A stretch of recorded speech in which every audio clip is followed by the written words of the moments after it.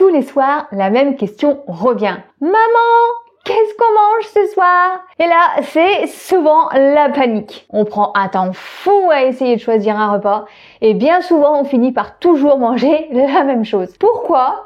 Parce qu'on ne sait pas quoi préparer. On n'a pas les bons ingrédients sous la main et comme on s'y prend à la dernière minute, il est souvent trop tard pour cuisiner un plat qui demande plus de préparation. Du coup, on opte pour quelque chose de plus rapide. Le problème, c'est qu'on se retrouve souvent à manger les mêmes plats et en plus, on gaspille beaucoup d'aliments parce qu'on n'utilise pas tout ce qu'on achète. Ce qui revient finalement à gaspiller aussi de l'argent. Soyons honnêtes. Je connais parfaitement cette situation parce que je l'ai vécue pendant longtemps. Trop longtemps même. Et avec mon conjoint, c'était un vrai casse-tête. Chaque soir, on se regardait dans les yeux en espérant que l'un ou l'autre ait une idée miraculeuse ou mieux qu'il se motive à cuisiner. C'était une source de frustration quotidienne et on perdait du temps, on gaspillait de la nourriture et ça finissait souvent par des tensions. Bref, fallait que ça change. J'ai donc cherché des solutions pour rendre cette tâche moins stressante, tant au niveau des repas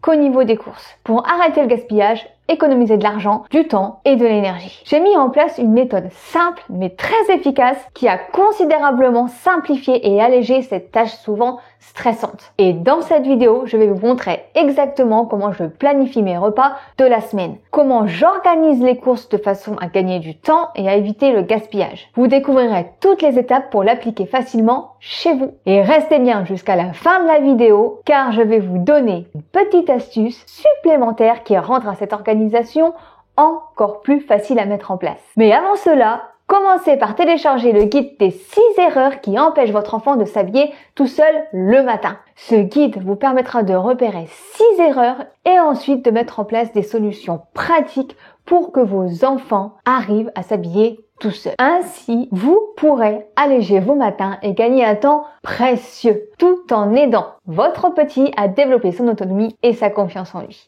Et en plus, une énorme surprise vous attend. Je ne vous en dis pas plus, téléchargez gratuitement ce guide en cliquant sur le lien juste en dessous de cette vidéo. Entrons maintenant dans le vif du sujet et on va commencer par l'organisation des repas. Pour éviter de perdre un temps précieux chaque jour à me demander ce que je vais cuisiner, j'ai mis en place une méthode simple. Je prends un moment dans la semaine pour planifier les repas de toute la semaine. Et non, ce n'est pas compliqué. Vous pouvez vous faire une liste de tous les repas que vous faites et vous piochez tout simplement dedans à la fin de la semaine. Pour ma part, je suis allée un peu plus loin et j'ai piqué une idée que j'ai vue sur Instagram. Je ne me souviens plus du nom de la personne. En tous les cas, elle vendait des petites étiquettes avec des recettes. Les ingrédients étaient notés devant et la recette derrière. J'ai trouvé cela très pratique et je l'ai reproduit moi-même. Pour la simple et bonne raison que les recettes qu'elle proposait ne correspondaient pas à ce que nous on mange d'habitude à la maison. Ce n'est pas ce qu'on mange et je voulais reprendre sa méthode d'organisation mais avec des repas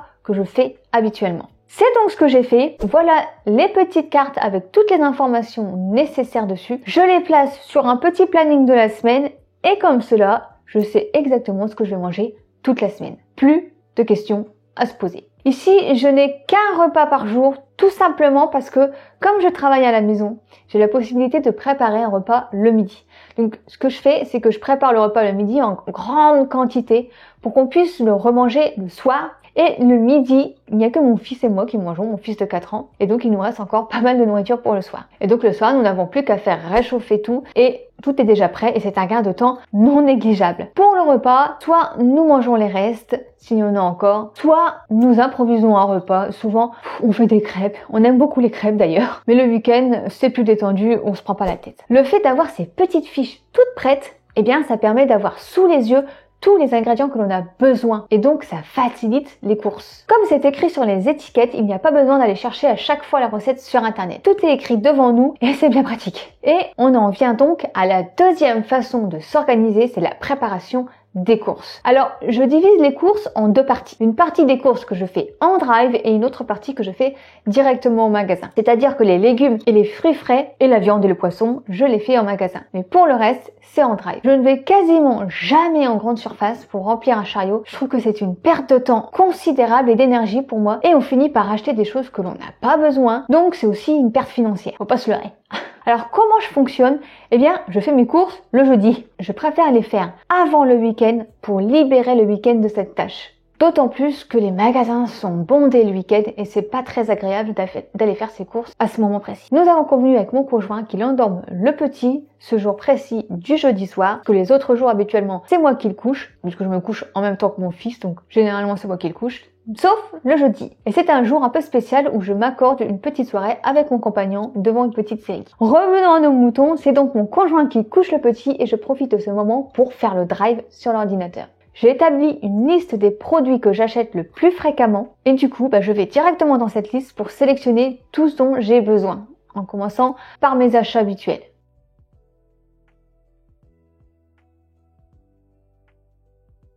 Puis j'ajoute les articles spécifiques nécessaires pour les repas que j'ai prévus.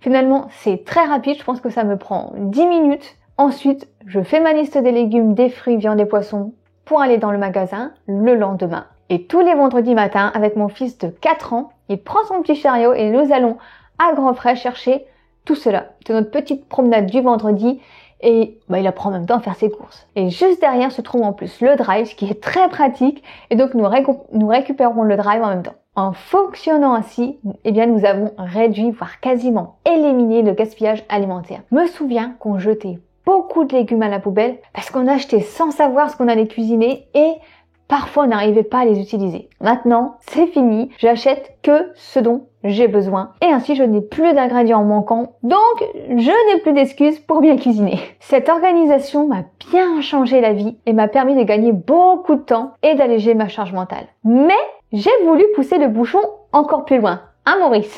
Et j'ai essayé de trouver quelque chose qui pourrait me faire gagner encore plus de temps et non seulement me faire les listes de repas à ma place, mais aussi me préparer mes listes de courses toutes faites. Et j'ai trouvé, et voilà cette fameuse astuce supplémentaire qui rendra cette organisation encore plus facile à mettre en place. Est-ce que vous connaissez ChatGPT? Et là, vous allez me dire, pourquoi elle me parle de ChatGPT? Eh bien, c'est mon petit assistant personnel. Il m'aide à établir ma liste de courses selon mon budget, mes préférences alimentaires, le nombre de personnes dans le foyer. Alors, ne prenez pas peur, ChatGPT, c'est très facile à utiliser. Et pour le coup, je vais vous faire une petite démo, comme ça vous allez mieux comprendre.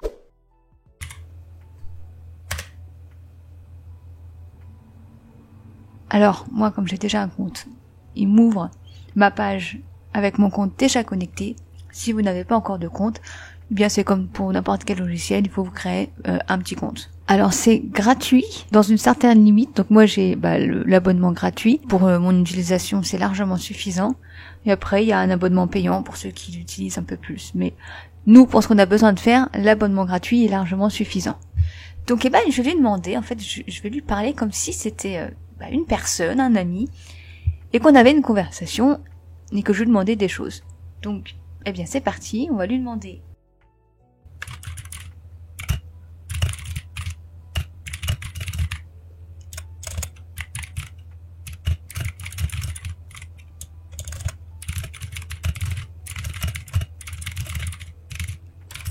Donc on lui demande ce qu'on a besoin et on lui donne plus de précision.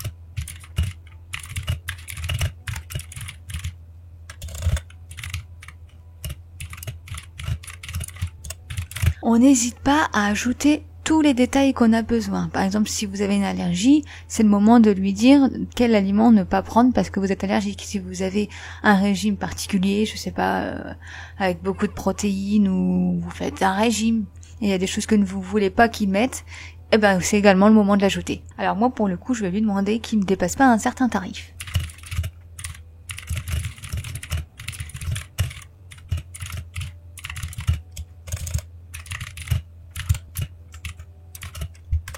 on appuie sur Entrée et on le laisse travailler. Il travaille très rapidement.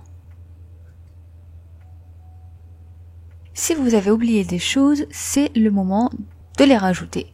En fait, vous pouvez rajouter à chaque fois, si vous avez oublié quelque chose, vous rajoutez. Par exemple, j'ai oublié de lui dire que je souhaite qu'il y ait au moins un légume par semaine dans mon plat.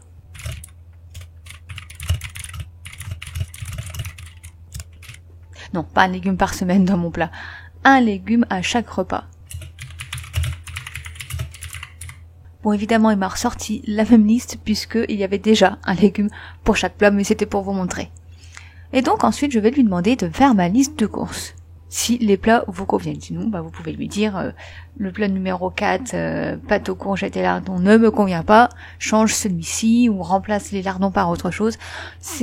En fait, vous lui parlez comme à une personne et quand vous voulez modifier des choses, simplement vous lui dites. Donc, la liste de courses. Bon, je fais un petit copier-coller pour aller plus vite parce que, évidemment, je l'avais déjà fait moi.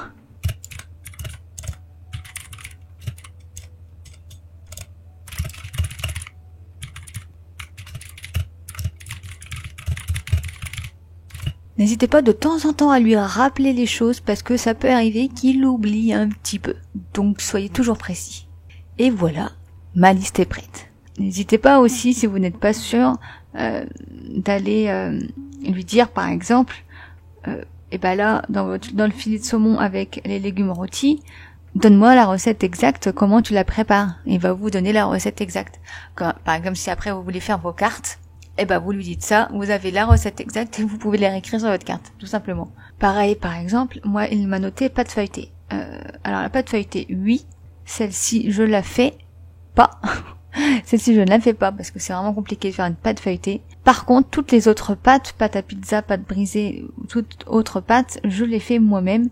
Donc, je pourrais, par exemple, lui dire, à chaque fois que tu me proposes une liste de repas, pense que je fais moi-même la pâte et pense à rajouter les ingrédients pour faire la pâte dans les courses. Sauf pour la pâte feuilletée. Voilà, c'est tout simple, c'est super pratique parce que là, franchement, on gagne en rapidité parce qu'on peut pas faire plus rapide que ça. On a tous les ingrédients sans en avoir en excès ou pas assez et c'est parfait.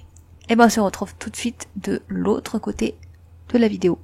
Depuis que j'ai mis en place cette organisation, tout est plus simple. J'ai gagné beaucoup de temps et je gaspille moins. Fini de passer du temps à chercher quoi faire à manger ou me rendre compte au dernier moment que je n'ai pas tous les ingrédients ou encore que je n'aurai pas assez de temps pour préparer le repas. Fini la phrase « qu'est-ce qu'on mange ?» qui nous stresse autant. Après plusieurs essais pour trouver une organisation de repas et des courses, c'est celle-ci qui fonctionne le mieux pour moi. Eh bien, c'est tout pour cette vidéo. J'espère qu'elle vous permettra de vous organiser et de réduire le stress du menu et des courses. N'oubliez pas de télécharger les 6 erreurs qui empêchent votre enfant d'apprendre à s'habiller tout seul et ne pas louper la surprise. Le lien est juste en dessous.